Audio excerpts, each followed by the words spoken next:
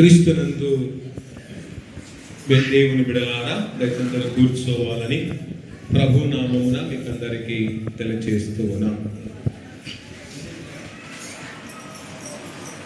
క్రీస్తునందు ప్రేమైన దైవ జనాంగమా, ఈ సమయంలో కొన్ని నిమిషాలు దేవుని వాక్యాన్ని మనము ధ్యానించుకుందాం.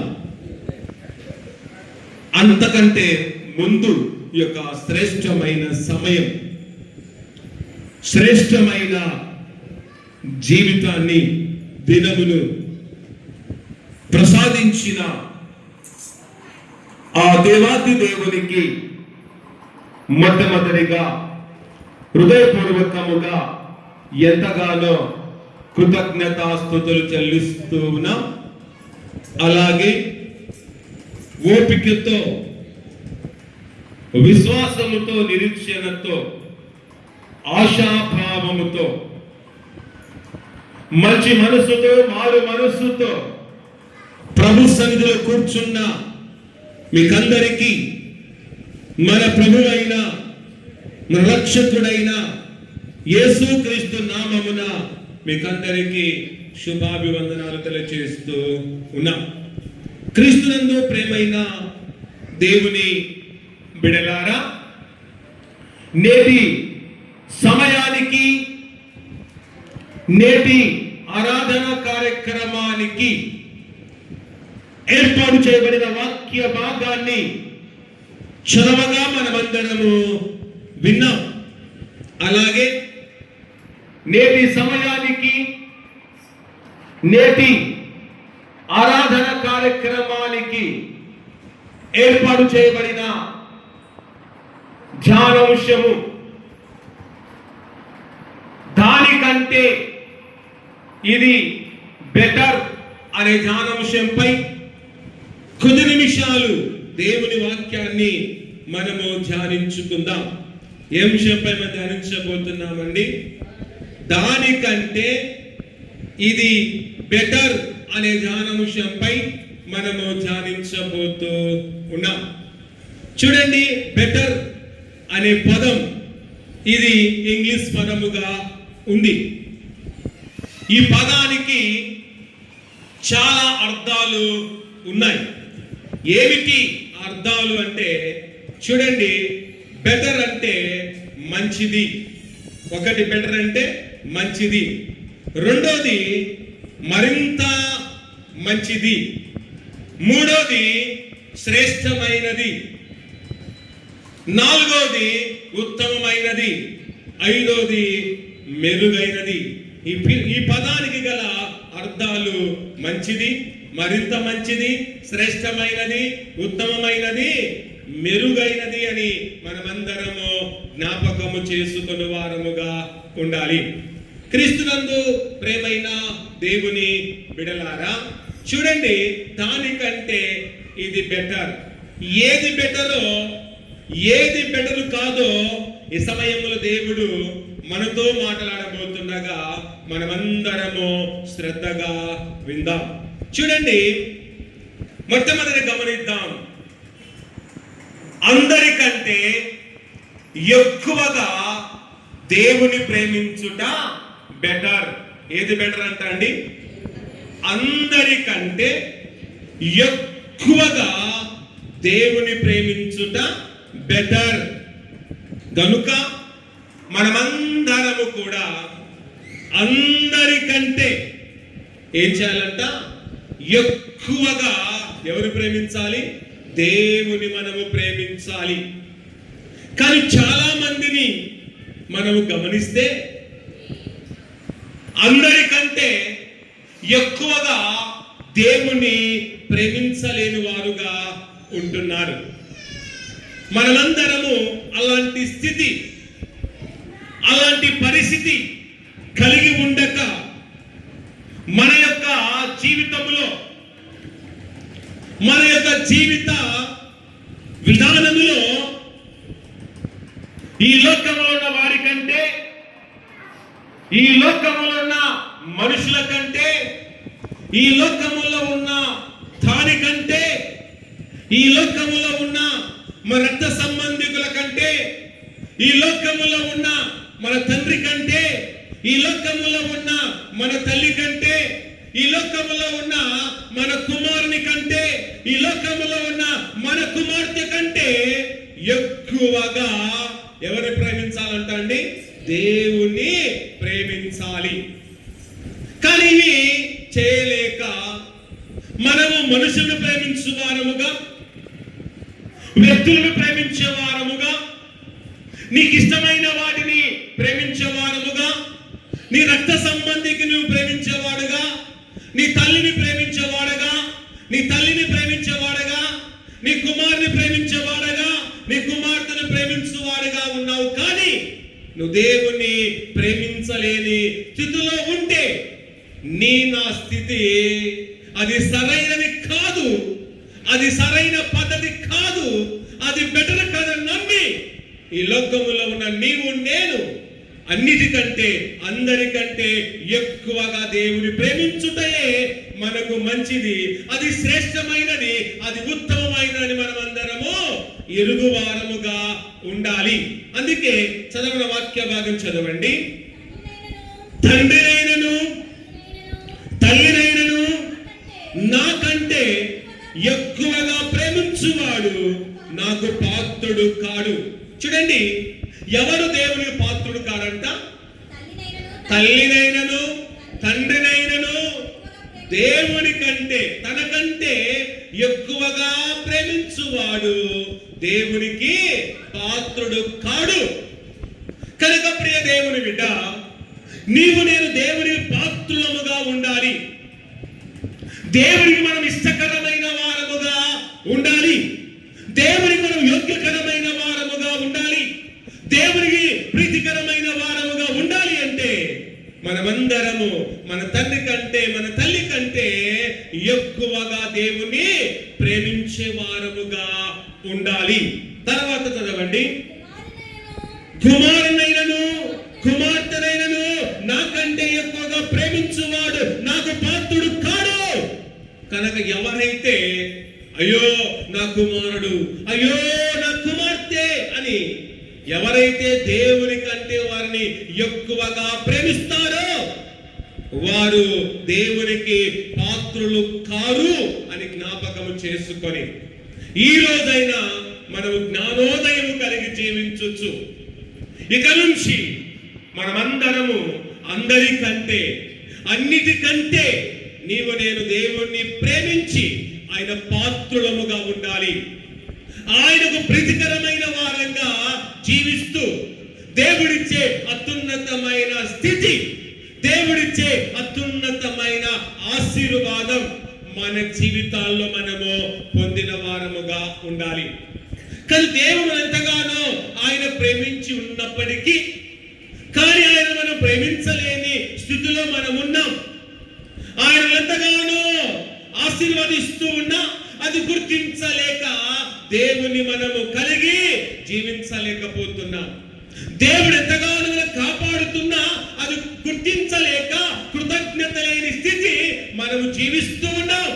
అలాంటి స్థితిలో నుండి లేపబడి, అలాంటి స్థితిలో నుండి వేరుపరచబడి, ఈ దినాన, ఈ సమయాన, ఈ వేళలో నుండి నీవు నేను మనమందరము కూడా ఎలాంటి తారతమ్యము లేకుండా దేవుని మనం ఎంతగానో అనుసరించువారముగా, దేవుని ఎంతగానో వెంబడించువారముగా, మనం దేవుని ఎంతగానో ప్రేమించుచు ఆయనకు ప్రేమామయులుగా మనం మార్చబడి, ఆయనకు మనం యోగ్యకరంగా మార్చబడి, దేవుని యొక్క సన్నిధిలో దినదినము మనము కనబడి మన యొక్క జీవిత ప్రయాణాన్ని, మన విశ్వాస ప్రయాణాన్ని ఎంతగానో కొనసాగించు వారముగా ఉండాలి. కానీ బెటర్ కాని పనులు ఎన్నెన్నో చేస్తూ ఉన్నాం. మంచి పనులు చేయడానికి ఇష్టపడం, కానీ చెడ్డ పనులు చేయడానికి మాత్రము ఇష్టపడే వారముగా ఉంటాం. మంచి పనులు చేయడానికి ముందుండము, కానీ చెడు పనులు చేయడానికి మాత్రము ముందుంటాం. అలాగే మంచి తలపెట్టడానికి ముందున్నాం, కానీ కీడు తలపెట్టడానికి అయితే ముందుండే వారముగా ఉంటున్నాం.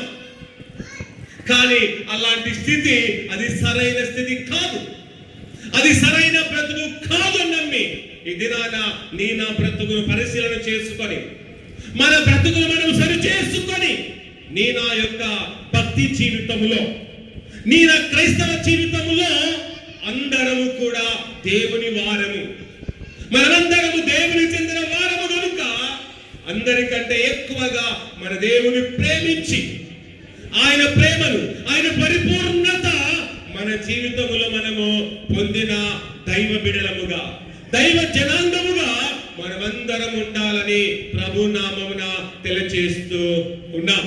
తర్వాత రెండు చూడండి, ఏది బెటరు అంటే, చూడండి, వెండి బంగారము కంటే దేవుని వాక్యమే బెటర్. ఏది బెటర్ అంట అండి? వెండి బంగారము కంటే ఏది బెటర్ అంట? దేవుని వాక్యమే బెటర్. కానీ మనమందరము అనుకుంటూ ఉన్నాం, దేవుని వాక్యం బెటర్ కాదు, కానీ వెండి బంగారములే నాకు బెటర్, వెండి బంగారములే నాకు మేలు అనుకుని వారే సమాజములో చాలా మంది ఉన్నారు. దేవుని వాక్యం ఎందుకు బెటర్? దానివల్ల మనకు వచ్చే ప్రయోజనం ఏమిటి? దేవుని వాక్యం ద్వారా కలిగే మేలేమిటి అని తమలో తాము ప్రశ్నలు వేసుకునే వారు చాలా మంది ఉన్నారు.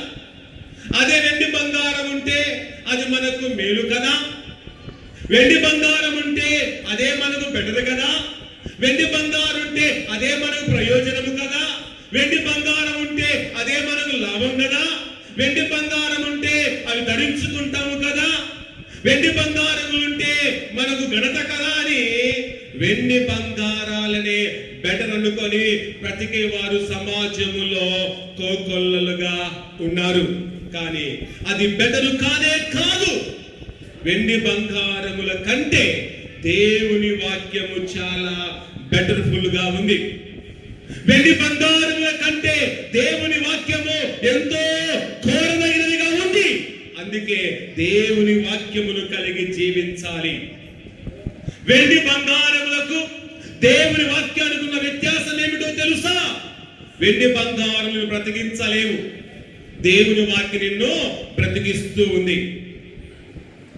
వెండి బంగారం కాపాడలేవు, కానీ దేవుని వాక్యమే నిన్ను కాపాడుతూ ఉంది.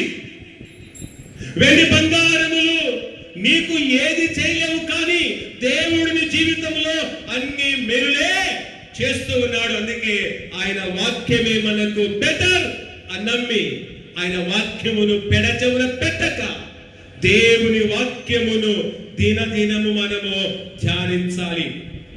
మన జీవితంలో ఎవరు సుప్రీం అంటే దేవుడే మన సుప్రీం.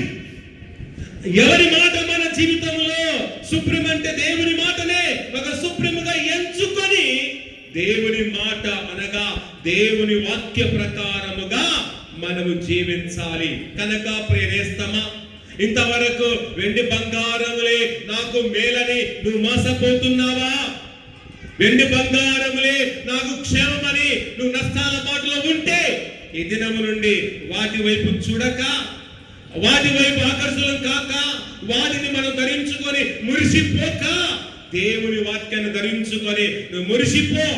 దేవుని వాక్యం ధరించుకో, నువ్వు జీవిస్తావు. దేవుని వాక్యం ధరించుకో, సమృద్ధిలోకి వెళుతావు. దేవుని వాక్యం ధరించుకో, దేవుని రాజ్యానికి వెళుతావు. దేవుని వాక్యం ధరించుకో, దేవుడు నిన్ను సమృద్ధికరమైన జీవితంలోనికి తీసుకువెళ్తాను నమ్మి నేను దేవుని వాక్యాన్ని విడిచిపెట్టక ఆ వాక్యమునే మనమందరము చేత పట్టుకున్న వారముగా ఉండాలి. అందుకే దైవ వాక్యములు చూడండి, 119వ సంకీర్తన చూడండి, 72వ వచనం చూస్తే అక్కడ కీర్తనగాడు చాలా చక్కగా మాట్లాడుతూ ఉన్నాడు. చదవండి. వేల కొలది వెండి బంగారు నాణ్యముల కంటే నీవిచ్చిన ధర్మశాస్త్రము నాకు మేలు.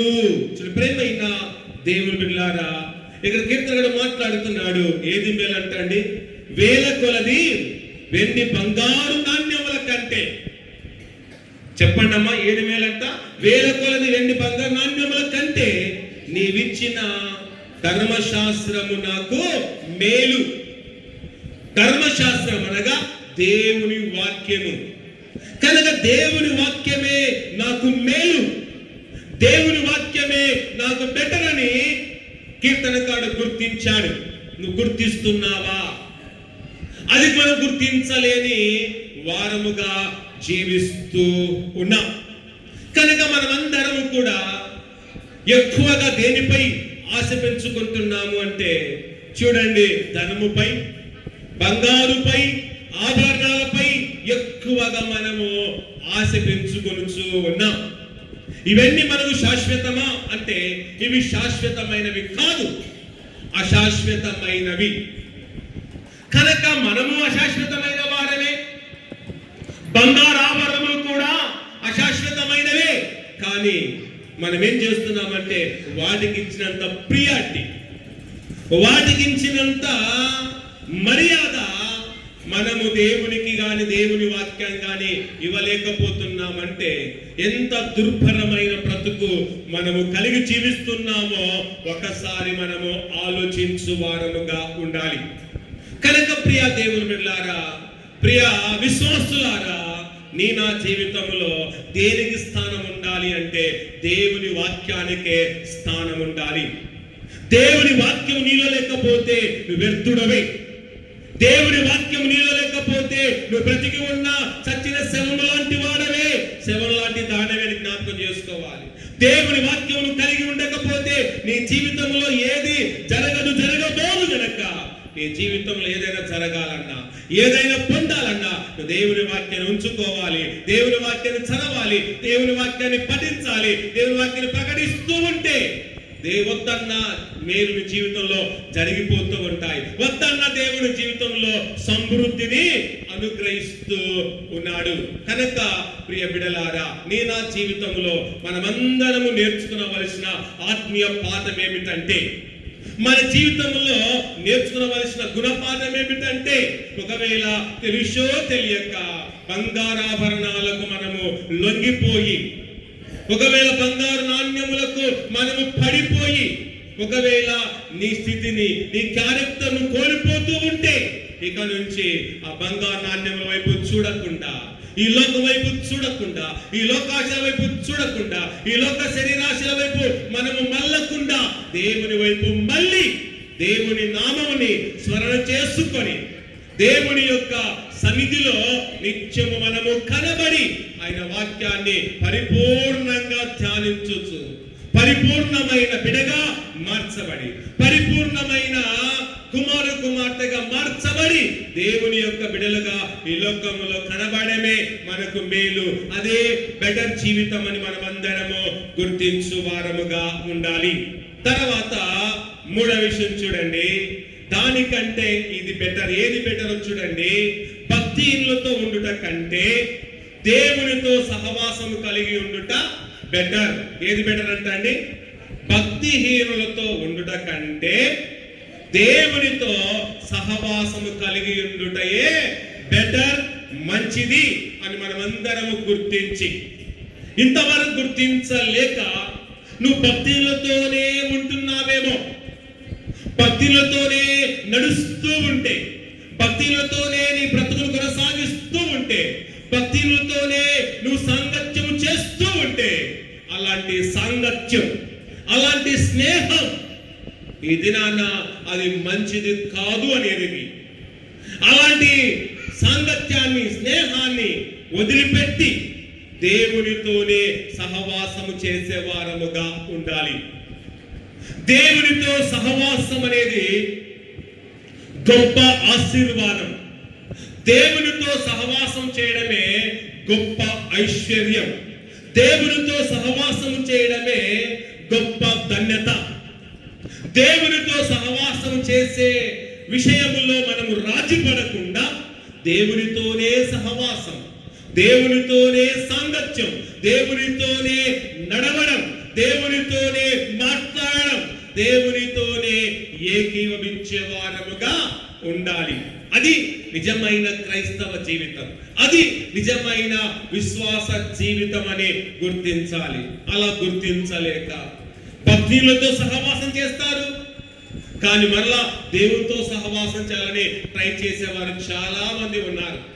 కానీ భక్తులతో సహవాసం చేసేవాడు, భక్తులతో ఉండేవాడు దేవునితో సహవాసం చేయలేడు, దేవునితో ఎప్పుడు ఉండలేడు. ఉంటే నువ్వు భక్తునితోనైనా ఉండు, లేదా దేవునితోనైనా ఉండడానికి ప్రయత్నించాలి. కానీ కాదు, నేను భక్తిహీనులతో ఉంటా, దేవునితో ఉంటా అంటే అది దేవుడు మెచ్చుకోడు, అది ఒప్పుకోడు అని మనమందరం గుర్తించి, నా యొక్క జీవితంలో మనమందరం నేర్చుకోవలసింది ఏంటంటే దేవునితో సహవాసము చేయుటయే. అందుకే దైవ గ్రంథములు చూడండి, వాక్య భాగములు చూస్తే యోహాను రాసిన మొదటి పత్రిక 1వ అధ్యాయము 3వ వచనం గమనిస్తే అక్కడ చూడండి, భక్తుడైన యోహాను మనకు కనబడుతున్నాడు.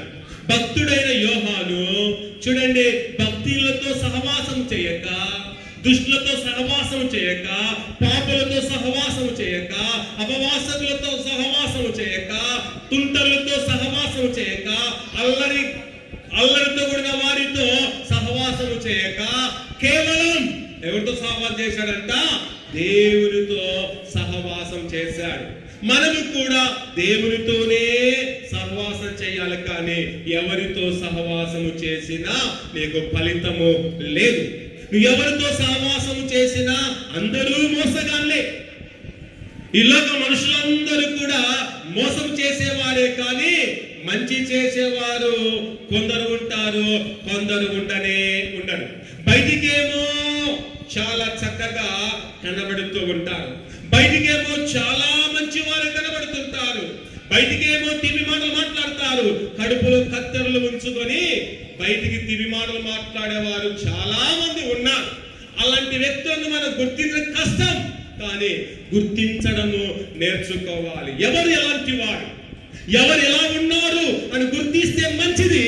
గుర్తించకపోతే నీకే వెన్నుపోటు పొడిచేవారుగా ఉంటారని ఎరిగి మనమందరము జాగ్రత్త వహించడము ఎంతైనా అవసరత. అందుకే వాక్య భాగం చదవండి, మాతో కూడా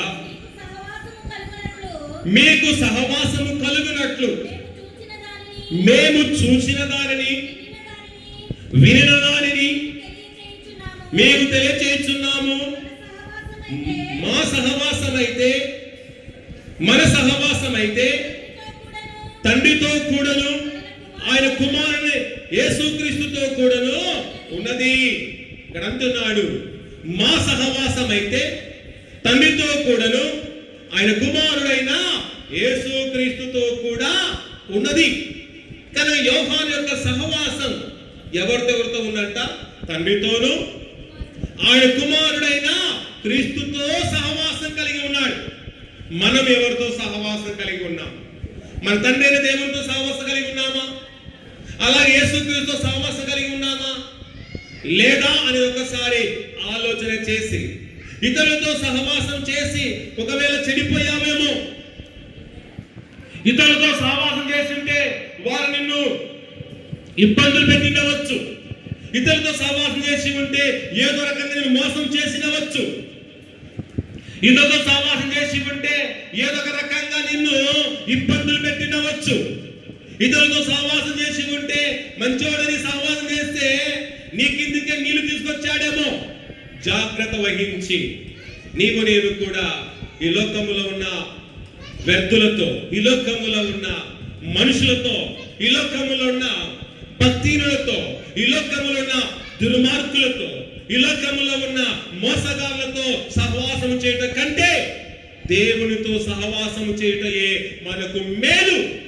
దేవునితో సహవాసం చేయటయే బెటర్ అని ఎరిగి దేవునితోనే సహవాసం, దేవునితోనే సాంగత్యం, దేవునితోనే జీవితం, దేవునితోనే అనుబంధం ఏర్పరచుకొని బ్రతుకుటయే మన జీవితానికి ఎంతైనా శ్రేయస్కరమని మనమందరము ఎరిగి జీవించు వారముగా ఉండాలి. కనుక ప్రియ సంగమా, ప్రియ దేవుని బిడ్డలారా, మనమందరము మంచులు అనుకుంటాం, కానీ చాలా మంది మంచివారు చెడ్డవారుగా మారిపోతున్నారు. చెడ్డవారు మంచివారుగా మారిపోయేవారు చాలా మంది మనకు కనబడుతూ ఉన్నారు. కానీ మన దేవుడు ఎప్పటికీ మారని దేవుడుగా ఉన్నాడు.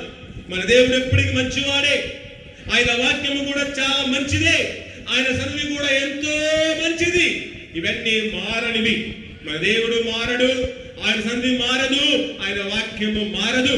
కానీ మనుషులు మారిపోయేవారుగా ఉన్నారు. మనుషుని మనసు ఇప్పుడు ఒక మనసు ఉంటుంది, ఇంకొంచెం మరొక మనసు మారుతుంది. మనుషుడు ఇలా ఇప్పుడు ఒక రకంగా ఉంటాడు, కొంచెం ఇంకొక రకంగా మారిపోయే మానవుడు ఈ లోకంలో ఉన్నాడు. ఆ మనుషుని నమ్ముకొని నట్టేట మునిగిపోవడం కంటే దేవుని నమ్ముకొని సజావుగా బ్రతకడం, దేవుని నమ్ముకొని చల్లగా బ్రతకడం, దేవుని నమ్ముకొని దేవుని రెక్కల నీడలో బ్రతకడం ఎంతైనా నీకు నాకు మేలు.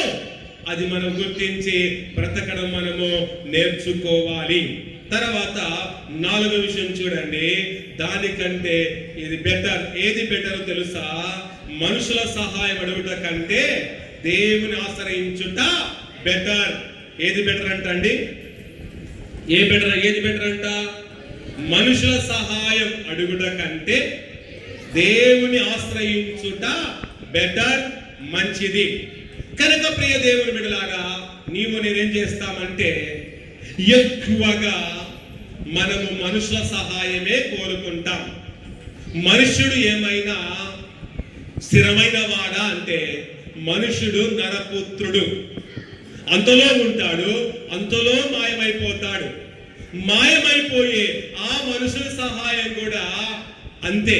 ఆ సహాయం కూడా అంతలో ఉంటుంది, అంతలో మాయమైపోతూ ఉంది. అందుకే మనుషుల సహాయము వ్యర్థము.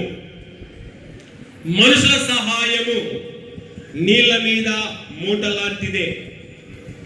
చూడండి, ఒక బట్ట తీసుకొని ఆ బట్టలో మన్ను కట్టి నీటి మీద వేస్తే అది అలాగే తిరుగుతూ ఉంటుందా, లేకపోతే కరుగుతూ మన్ను లోపలికి పోతుందా? ఏమవుతుందమ్మా? మట్టిని కట్టి ఒక నీటిలో వేసామనుకోండి, ఒక బట్టలో మట్టిని కట్టి నీటిలో వేస్తే ఆ మట్టి కరగకుండా అలాగుంటుందా, కరుగుతుందా? కరుగుతూ పోతూ ఉంది. కనుక నీటి మీద ఉన్న చూడండి ఏదైనా సరే మూట అది కరిగిపోక తప్పదు. అలాగే మనుషుల మాటలు కూడా నీటి మీద ఉన్న ఆ యొక్క మూట లాంటిదే. మనుషులు చెప్తారు, ఏదోదో చేస్తారు, మరలా వారు కనబడకుండా వెళ్ళిపోయేవారుగా ఉన్నారు. కనుక ప్రియ దేవుని బిడ్డలారా, అన్ని తెలిసి కూడా మనం అప్పుడప్పుడు త్రొట్టిల్లే వారముగా ఉంటున్నాం. అందుకే నీవు నేను ఖచ్చితంగా మనుషుల సహాయము మనకు వద్దు, దేవుని సహాయమే కావాలి, దేవుని ఆశ్రయమే మనకు కావాలి. కనుక ప్రియ దేవుని బిడ్డ, ఈ రోజు నుండి మనం దేవుని ఆశ్రయాన్ని కోరుకుందాం, దేవుని సహాయం కోరుకుందాం. దేవుని సహాయం కోరితే ఏమి జరుగుతుంది? మనుష్య సహాయం జరిగితే ఏం జరుగుతుందంటే ఏది జరగదు. మనుషులు ఏదైనా చేస్తారా అంటే వారు చేయరు. వారి సహాయం అనేది అది శాశ్వతమైనది కాదు. అందుకే వారి సహాయం మనకు వద్దు. ఇప్పటికే దేవుని సహాయం మనకు మేలు, ఆశ్రయం మనకు మేలు. అందుకే వాక్య భాగములు చూడండి, కీర్తనల గ్రంథము 118వ కీర్తన 8వ వచనం చదువుకుంటే అక్కడ మనం చూస్తున్నాం. 118 సంకీర్తన మనుషులను నమ్ముకొనుట కంటే యెహోవాను ఆశ్రయించుట మేలు. యెహోవాను ఆశ్రయించుట మేలు. ఏది మేలంట అండి?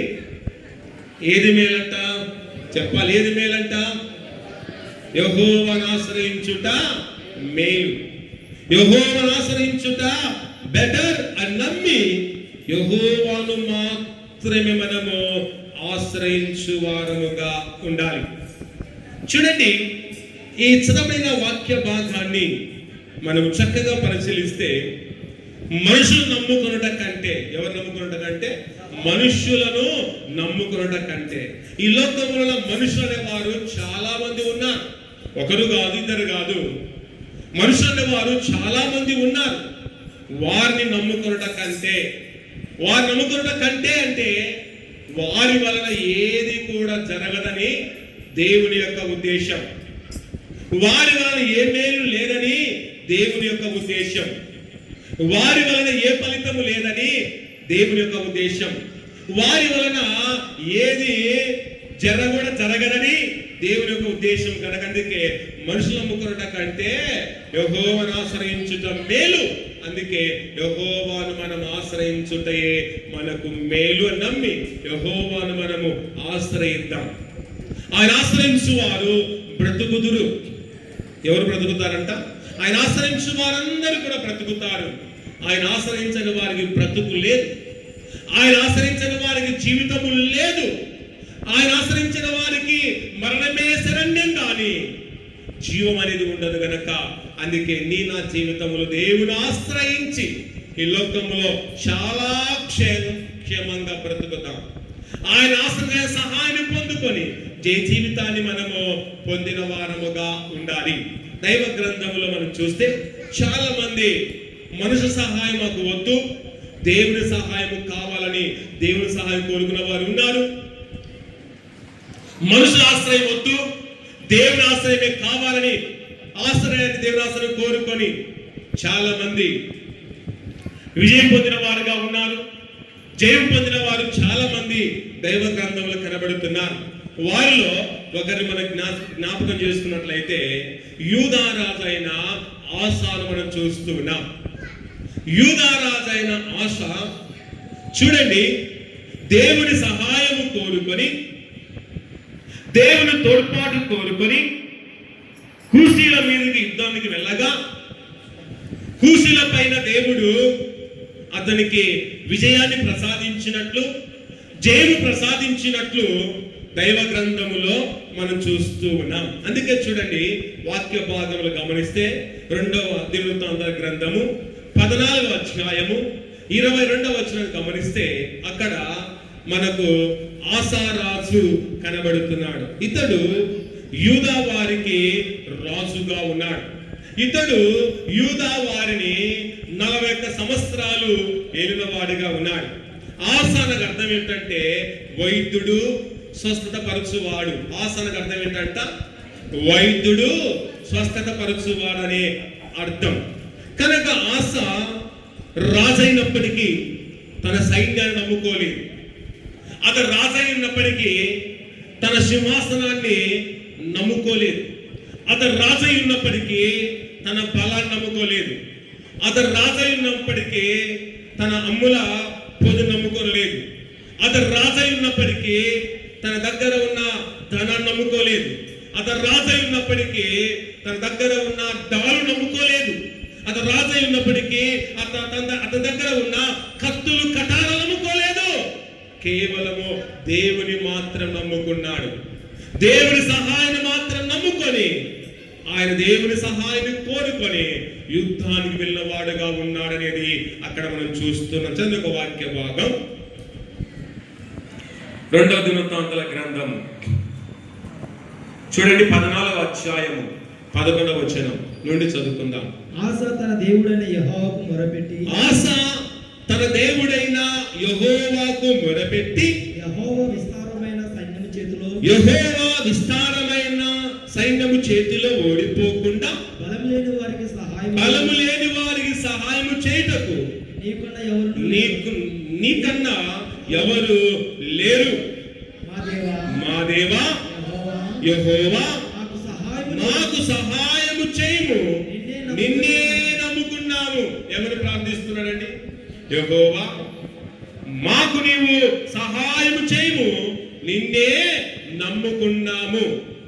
నిన్ను తప్ప ఎవరు నమ్ముకోలేదు, నిన్ను తప్ప ఏ దేవుడు నమ్ముకోలేదు, నిన్ను తప్ప దేని నమ్ముకోలేదు. దేవా నిన్నే నమ్ముకున్నాము, నీవే మాకు సహాయము చెయ్యి, నీవే మాకు సహాయకుడవయుండు, నీవే మాకు నీడగా ఉండు, నీవే మాకు ఆశ్రయముగా ఉండు అని దేవాతి దేవుణ్ణి అతడు వేడుకొనగా దేవుడు అతని మొర విని అతని ప్రార్థన ఆలకించి దేవుడు అతనికి గొప్ప సహాయం చేసి గొప్ప విజయాన్ని కూడా సమకూర్చిన విధానాన్ని కింది వచనములో మనం చూస్తున్నాం. చదవండి. నీ నామమును బట్టియే ఈ సైన్యం ఎదురించుటకు బయలుదేరి ఉన్నాము. దేవా నీ నామమును బట్టియే ప్రభువా ఈ సైన్యాన్ని ఎదిరించుటకు మేము బయలుదేరి ఉన్నాము. కనుక మేము ప్రభువా మా సొంతంగా మేము బయలుదేరలేదు, మా బలాన్ని నమ్ముకొని మేము ఆ సైన్యాన్ని ఎదిరించడానికి మేము వెళ్ళడం లేదు ప్రభువా. నీ సహాయం వలన అయ్యా నీ నామమున మేము ఆ సైన్యాన్ని ఎదుర్కొనడానికి మేము బయలుదేరుతున్నామని దేవాది దేవుణ్ణి వేడుకుంటూ ఉన్నాడు. తర్వాత అంటాడు, యెహోవా నీవే మా దేవుడవు, నీవే మా దేవుడవు, నరమాత్రులను నీపైన జయముందనీయకుమని ప్రార్థింపగా దేవాది దేవుడు ఆశా ప్రార్థన విన్నాడు. ఆశా ప్రార్థన విని అతని యొక్క మరణ విని అతని యొక్క ప్రార్థన విని దేవుడు అతనికి సహాయకుడుగా ఉన్నాడు, అతని గొప్ప సహాయం చేశాడు. తర్వాత అక్కడ ఏం జరిగిందో చదవండి. యెహోవా ఆ కూషీలను ఆసా ఎదుటను యూదావారి ఎదుటను నిలవనీయక వారిని మొత్తినందున వారు పారిపోయిరి. దేవా నీ నామమున మేము సైన్యం వెళుతున్నామని ప్రార్థించాడు, మొరపెట్టాడు. దేవుడు తన పక్షములో ఉన్నాడు. వెంటనే దేవుడు ఆ కూషీలను ఆసా ఎదుట యూదావారి ఎదుట నిలవకుండా ఏం చేశాడంట? వారి మొత్తినందున వారందరూ ఏమైపోయారంట? పారిపోయిన వారుగా ఉన్నారు. అంటే కూషీల పైన దేవుడు ఆసాకు ఏమిచ్చాడండి? విజయాన్ని ప్రసాదించాడు. కనుక అందుకే దేవుని సహాయం ఉంటే మనకు విజయమే, దేవుడు తోడుంటే విజయమే, దేవుని వేడుకుంటే మన విజయమే నమ్మి ఆసా ఎలాగైతే దేవునిపై ఆధారపడి శత్రు సైన్యాన్ని ఓడించాడో అలాగే మనం కూడా ఎవరినైనా ఓడించాలన్నా, సాతాను ఓడించాలన్నా, ఏదైనా మనం సాధించాలన్నా అది ప్రార్థన ద్వారానే సాధ్యం. దేవుని సహాయం వల్లే సాధ్యం. నమ్మి దేవుని సహాయాన్ని కోరుకొని ఏదైనా మనం సాధిద్దాం. దేవుని తోడును కోరుకొని ఏదైనా సాధించి దేవుని ద్వారా విజయం, దేవుని ద్వారా మనమందరము జయము పొందుకొని జయవీరులుగా మనము జీవించాలి. దేవుని సహాయం ఉంటే అపజయము రానే రాదు. దేవుని సహాయం ఉంటే అపవాదిన వాడు పారిపోతాడు, శత్రుని వాడు ఓడిపోతాడు. దేవుడు మన పక్షములో ఉంటే అన్ని కూడా పారిపోతాయి. నమ్మి దేవుని యొక్క ఆశ్రయం, దేవుని యొక్క పక్షములో దేవుని యొక్క సహాయం ఆశా పొందుకున్నట్టుగా మనం పొందుకొని మన జీవితంలో ఎన్నో ఆపదలు వస్తుంటాయి, కష్టాలు వస్తుంటాయి, శ్రమలు వస్తుంటాయి, శోధనలు వస్తుంటాయి. వీటన్నిటిని దేవుని సహాయం పొందుకొని ఎదుర్కొని దేవుడిచ్చే గొప్ప మేలు, ఆనందాన్ని, ఆదరణ, విజయాన్ని పొందుకొని ఈ లోకంలో ప్రార్థన పరులుగా, ప్రార్థన యోధులుగా మనమందరము జీవించుచు దేవుని ఎదుట మనమందరము నిజమైన సాక్షిగా నిలబడి ఆశాలాగా ప్రార్థించుచు దేవుని నామాన్ని స్మరణ చేస్తూ ముందుకు మనము కొనసాగు వారముగా ఉండాలి. తర్వాత చూడండి, 5వ విషయాన్ని మనము గమనిద్దాం. చూడండి, దానికంటే ఏది బెటర్ అంటే అవయములతో పాపం చేయటం కంటే పారిపోవుటయే బెటర్. ఏది బెటర్ అంట అండి? అవయములతో పాపము చేయటం కంటే పారిపోవుటయే బెటర్. కానీ మనం ఏం చేస్తున్నామంటే అవయములతోనే పాపం చేయడానికి పూనుకుంటున్నాం. కానీ అవయములతో పాపం చేయడం మానుకొని మనం పాపం దగ్గర నుండి పారిపోవడము లేనే లేదు. మనం ఎప్పుడు పాపం చేయడానికి అవకాశం వస్తుందా అని గుంటనక్కలాగా మనం ఎదురు చూస్తూ ఉన్నాం. ఎవరితో పాపం చేయడానికి అవకాశం వస్తుందా అని ఎదురు చూసే వారముగా ఉంటున్నాం. ఎవరితో మనం కూడుదామా అనే దుర్బుద్ధి తప్ప మరొక బుద్ధి లేదు. ఎవరితో ఏదైనా అక్రమ సంబంధం సాగిద్దామా అనే తప్ప మరొక ఆలోచన లేని వారుగా మనం లోకములో ఉంటున్నాం. అలాంటి స్థితి మనము కలిగి ఉండకుండా చూడండి, పాపము అనేది మనకు విరోధిగా ఎంచుకొని పాపము మనకు దగ్గరికి రాకముందే మనమందరము పాపానికి దూరంగా పారిపోవాలి. అవయవులతో పాపం చేసే అవకాశం వచ్చినప్పటికీ అవయవులతో పాపం చేయకుండా దూరంగా పారిపోవటయే అది మంచిది, అది బెటర్, అది శ్రేష్టమని నేను గుర్తించు వారముగా ఉండాలి. దైవ గ్రంథంలో ఒక వ్యక్తి అవయవులతో పాపం చేయడానికి అవకాశం వచ్చినప్పటికీ అవయవులతో పాపం చేయకుండా అతడు పారిపోయి తన జీవితాన్ని ఒక ఉన్నతమైన జీవితంగా, తన జీవితాన్ని ఒక శ్రేష్టకరమైన జీవితంగా, తన జీవితాన్ని ఒక ఫలవంతమైన జీవితంగా మార్చుకున్న వ్యక్తి దైవ గ్రంథంలో మనకు కనబడుతున్నారు. ఎవరు అతడంటే యోసేపు. యోసేపు ఏం చేశాడు అంటే అతని యొక్క యజమాని భార్య తనతో శయనించమని ఎంతగానో ప్రతిమాలినప్పటికీ, ఎంతగానో తనతో కూడమని బతిమాలినప్పటికీ, ఎంతగానో తన దగ్గరికి రమ్మని ఎంతగానో ప్రయత్నం చేసినప్పటికీ అక్కడ యోసేపు తన అవయవులతో పాపం చేసే అవకాశం ఉన్నప్పటికీ అలాగూ పాపము చేయకుండా అతడు పారిపోయి అతడు తన యొక్క పరిశుద్ధతను, తన యొక్క గుడ్ క్యారెక్టర్ను, తన యొక్క మంచి జీవితాన్ని అతడు కాపాడుకున్న విధానాన్ని దైవ గ్రంథములో మనం చూస్తూ ఉన్నాం. చూడండి, వాక్య భాగం చూస్తే ఆదికాండము 39వ అధ్యాయము 7వ వచనం నుండి మనం చదువుకుంటే అక్కడ చాలా చక్కగా రాయబడి ఉన్నది.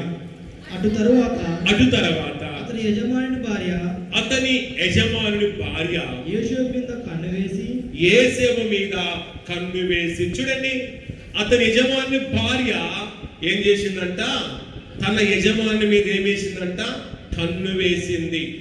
కనుక ప్రియ దేవుని బిడ్డలారా, చూడండి, మొట్టమొదటిగా మన దేహములోనికి పాపం ఎలా ప్రవేశిస్తుంది అంటే కాలు ద్వారా పాపం ప్రవేశించదు, మన చేయి ద్వారా పాపం మనల్ని ప్రవేశించదు, మన యొక్క దేహం ద్వారా పాపం మనల్ని ప్రవేశించదు. కానీ మొట్టమొదటిగా మన హృదయంలోనికి, మన దేహంలోనికి పాపం ప్రవేశించే దేని ద్వారా అంట? కాళ్ళ ద్వారా, కళ్ళ ద్వారా. మొట్టమొదటిగా పాపము మనలోనికి ప్రవేశిస్తుందంటే దేని ద్వారా అంటే మన కళ్ళ ద్వారానే పాపం మనలోనికి ప్రవేశిస్తూ ఉంది. చూడండి, యోసేపు తన యజమాని భార్య యోసేపు మీద కన్ను వేసింది అంటే అతనితో ఏదో ఒక పాపము చేయాలి, అతనితో ఏ విధంగా కూడాలి, అతనితో ఏదైనా పొందాలి అని అతని మీద కన్ను వేసింది. కన్ను వేసిన ఇతడు మాత్రము ఆమెకు లొంగడం లేదు. నాతో సైనించు, నాతో రా అని ఎంత బతిమాలిన ఆ మాటకు, ఆ స్త్రీ మాటకు లొంగకుండా, ఆ మాయ మాటలకు లొంగకుండా, ఆ విచిత్రమైన మాటలు లొంగకుండా అతడు ఎంతగానో తన జీవితాన్ని, తన మనసు నిష్ఠ చేసుకొని ఆ స్థలములో నుండి, ఆ ప్రాంతములో నుండి, ఆ యొక్క పాపస్థితిలో నుండి అతడు పారిపోయిన విధానాన్ని మనమందరం చూస్తున్నాం. కానీ యేసేపు పాపం చేసే అవకాశం వచ్చింది, కానీ పాపము చేయకుండా పారిపోయాడు. అదే అవకాశం మనకు వస్తే పాపం చేస్తామా లేదనేది ఒక్కసారి మనము పరిశీలన చేసుకోవాలి. అలాంటి అవకాశం దొరకడం ఆలస్యంలే, వెంటనే పాపం చేయడానికి మనం పూనుకుంటాం. అలాంటి అవకాశం ఎప్పుడు వస్తుందా అని ఎదురు చూసడమే చాలా మంది పనికట్టుకొని లోకములో జీవించేవారుగా ఉన్నారు. జాగ్రత్త, నువ్వు పాపం చేసినంత మాత్రాన నీ జీవితంలో ఏది జరగదు. పాపం చేసినంత మాత్రాన నీ జీవితంలో సంతోషం దొరుకుతుంది అనుకుంటున్నావేమో. పాపం చేస్తే అశాంతే, పాపం చేస్తే అపకీర్తే, పాపం చేస్తే నిత్య నరకాగ్నే, పాపం చేస్తే మరణమే, పాపం చేస్తే నీ జీవితంలో గుడుసుని నమ్మి పాపము జోలికి వెళ్ళక, ఏ పురుషుని వైపు చూడక, ఏ స్త్రీ వైపు చూడక నీ కళ్ళను నువ్వు అదుపులో ఉంచుకోవాలి, నీ మనసు అదుపులో ఉంచుకోవాలి, నీ స్థితిని అదుపులో ఉంచుకొని జీవించడమే ఎంతైనా అవసరత. కనుక ప్రేరేస్తమా, ప్రియదేవుని బిడ్డలారా, నీవు నేను యేసేపులాగా జీవించ నేర్చుకుందాం. యేసేపులాగా మనము కూడా బ్రతక నేర్చుకుందాం. యేసేపు లాంటి స్థితిని కలిగి జీవితం నేర్చుకోవాలి. కానీ పాపానికి మనము పాకులాడే వారంగా ఉండవద్దు. పాపానికి పరుగు తీయవద్దు. పాపం కొరకు పరుగు తీసి పాడైపోతావు, పాపం కొరకు పరుగు తీసి నాశనం అవుతావని నమ్మి అలాంటి నాశన కోపంలోనికి వెళ్ళక, అలాంటి దుర్భరమైన బ్రతుకులోనికి వెళ్ళక, నీవు నేను యేసేపు లాంటి స్థితిని కలిగి, యేసేపు లాంటి మంచి సాక్షిని మనం కూడా అలాంటి సాక్షిగా ఉంటూ దేవుని యొక్క అడుగు వేసి మన జీవిత ప్రయాణాన్ని ఎంతగానో కొనసాగించే వారముగా ఉండాలని ప్రభువు నామమున తెలియజేస్తూ ఉన్నాం. తర్వాత కింద చదవండి. తనతో సైనించమని చెప్పాను. అయితే అతడు ఒప్పుకోక తన యజమానుడు తనకు కలిగినది నా చేతికి అప్పగించాను కదా, నా వశమున తన ఇంటిలో ఏమి ఉండదో అతడు ఎరగడు. ఈ ఇంటిలో నాకంటే పైవాడు ఎవడు లేడు. నీవు అతని భార్యవైనందున నిన్ను తప్ప మరి దేనిని నాకు అప్పగింపకుండా ఉండలేదు. కాబట్టి నేను ఇంత ఘోరమైన దుష్కార్యము చేసి దేవునికి విరోధముగా పాపము కట్టుకొందునని తన యజమాని భార్యతో అనెను. ఆ దినమున దినదినము ఆమె యేసేపుతో మాట్లాడుచున్నది గాని అతడు ఆమెతో సేవించుటకైనను ఆమెతో ఉండుటకైనను ఆమె మాట వినువాడు కాడు. ఆమె ఎంతగా బతిమాలిన దినదినం మాట్లాడుతుంది. ఏదో ఒక రోజు ఖచ్చితంగా నాతో కొడతాడు, నాతో సేవిస్తాడని దినదినము ఆయనను వెంటాడుతుంది, మాట్లాడుతుంది. కానీ ఏనాడు కూడా ఆ స్త్రీ మాట వినవాడు కానే కాదు. కనుక ప్రియదేవుని బిడ్డలారా, ఈ కాలంలో స్త్రీ మాట విని వారు ఎవరైనా ఉన్నారా అంటే, స్త్రీ మాటలు విని పడిపోయేవారు చాలా మంది ఉన్నారు. స్త్రీకి మాట విని చాలా మంది పడిపోయిన వారు లేరా? సమాజంలో, సంఘాలలో ఉంటే చాలా మంది ఉన్నారు. కనుక ప్రియదేవుని బిడ్డలారా, నీవు నేను కూడా చూడండి, స్త్రీ మాట ఇలాంటి మనసు కలిగిన స్త్రీ మాటలు విని మనం పడిపోవడం కంటే దేవుని మాట విని దేవునిలో ఉండడమే సరైన జీవితాన్ని అని మనమందరము ఎంచుకొని మనమందరము కూడా దేవునికి బిడలంగా ఉండాలి. కానీ పాపానికి బానిసలుగా మారకూడదు. వ్యక్తులకు బానిసలుగా మారకుండా దేవునికి మనం బానిసలుగా మారి దేవుడిచ్చే తన కరుణ, తన కటాక్షతను పొందుకొని పరిపూర్ణంగా సంపూర్ణంగా ప్రభువులో జీవిస్తూ మన జీవితాన్ని మంచి జీవితంగా మార్చుకుందాం.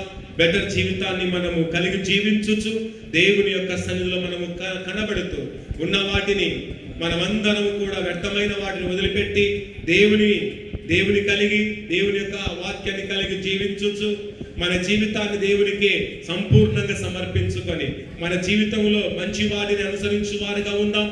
చెడు వాటిని మనము విసర్జించుకొని దేవునికి నిజమైన సాక్షిగా ఉంటూ దేవునికి బిడగా సాక్షిగా నిలవరమైన దేవుని బిడగా ఉంటూ మన భక్తి జీవితాన్ని నిరంతరం కాపాడుకుంటూ విశ్వాసంతో నిరీక్షణతో ఆశాభావంతో మన జీవితాలను మన ముందుకు కొనసాగించుకుని వారముగా ఉందాం. ప్రార్థించుకుందాం. త్వరవంచండి. ప్రార్థించుకుని దేవుడి ఉన్నతమైన తన కరుణ తన కటాక్షతను తన సన్నిధిని సమయంలో మనం పొందుకున్న దేవా నీకే స్తోత్రములైన ఇంతవరకు మీరు మాతో ప్రతి మాట బట్టి స్తోత్రాలు. మేమందరం ఈ వాక్య ప్రకారంగా జీవించే కృప వాక్యాన్ని మాకు దయచేయండి ప్రభా. ఏది బెటరు కాదు మేము తెలుసుకున్నాం. మేము కనుక బెటర్ కలిగిన వాటిని కలిగి జీవించవచ్చు. నిన్ను కలిగి జీవించే కృప భాగ్యాన్ని ధన్యత మాకును మా సంఘానికి మీరు మెండుగా తండ్రిగా దయచేసి మీరు మమ్మల్ని స్థిరపరిచి బలపరచమనందరూ ప్రార్థిస్తూ ఆ ప్రభుని వేడుకొని ఆయన కుమారుడిగా కుమార్తెగా ఆయన దాసురాలుగా మనమందరము ముందు కొనసాగుదాం. అందులో ప్రార్థిస్తూ ఉండగా ప్రార్థన చేస్తూ